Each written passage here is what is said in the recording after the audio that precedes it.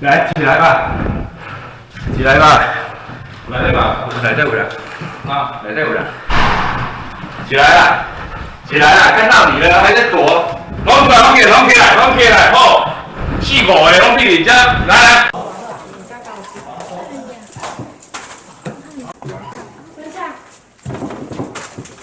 来，等一下，过去那边。出来了。怎样？哎，出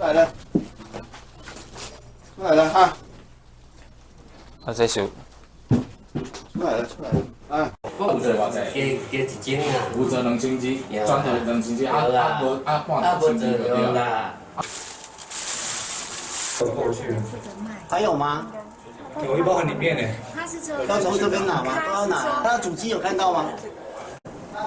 奇怪，不是有？那我请问几个你？你叫什么名字？快一点，来，这个照出来，来这个你自己照出来。今天弄了几个？好。这你的柜子里面的嘛，对不对？对。对哈。37号对不对？几几号？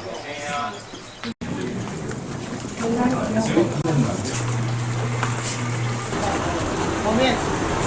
本队日前接获线报，有一名已经取得台湾身份证越南女子，在本辖上化区以及新市区开设连锁色情养生馆，专门从事色情按摩，主打店内的越南籍女子年轻貌美、颜值高、皮肤白皙、身材姣好，并且在脸书不定时的发布这些越南籍女子的最新动态，来借以吸引男客上门。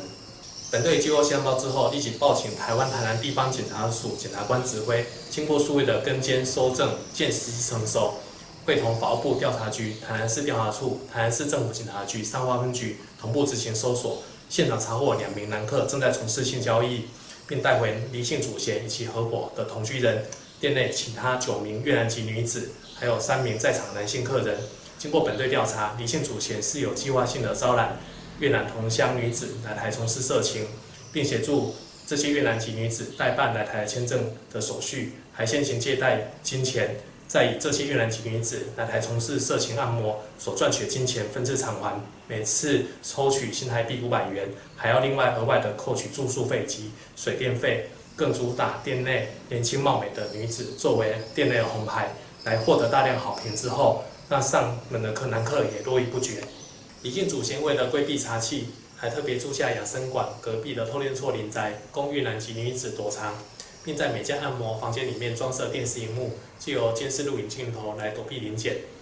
查缉人员经过长时间埋伏，见时机成熟，冲进养生馆内执行搜索时，赫然发现店内的越南籍女子都失去了踪迹。所幸查缉人员眼尖，发现了地面上的足印，那循着足迹，在隔壁的林宅的房间里面，总共查获了5名越南籍女子，都用棉被遮盖全身，并在房间的天花板上查获大量保险套。